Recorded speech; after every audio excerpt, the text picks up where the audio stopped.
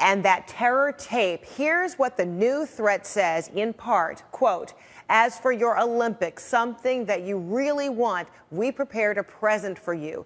You do your business and we'll do ours. We prepared a present for you and all tourists who've come over," end quote. A video posted online shows two men who claim to be the suicide bombers behind one of last month's bloody bombings in Volgograd, Russia. The video is just adding to the fear that Russia won't be able to stop a terror attack at the Olympic Games. Phil Black joining me live now from Volgograd. So, Phil, give us more about this video and how it was uncovered.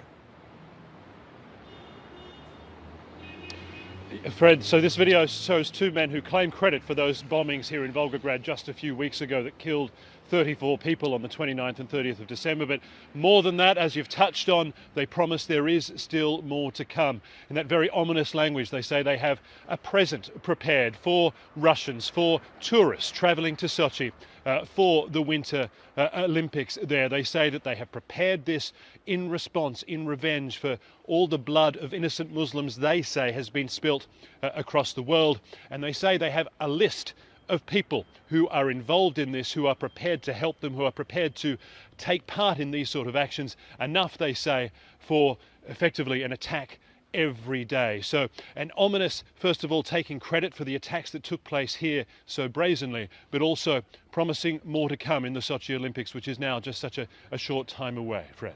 And Phil, what, if anything, is the Russian government saying about how this tape is now changing their security game plan?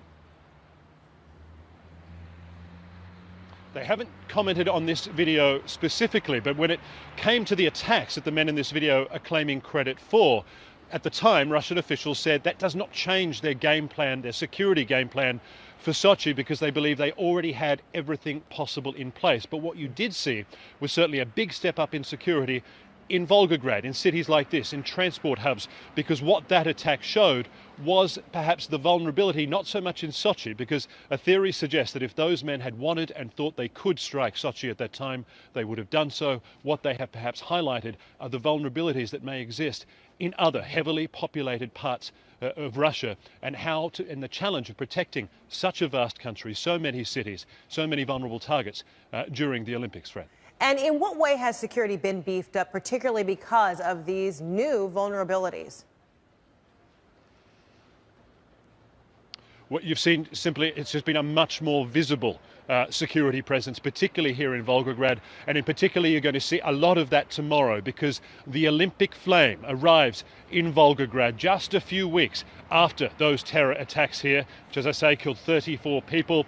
And interestingly, it will be arriving by train, coming into the same train station that was attacked on December the 29th. We are expecting to see a very large security presence here on the streets, and indeed there's already very much a sign of that in this city here tonight, Fred.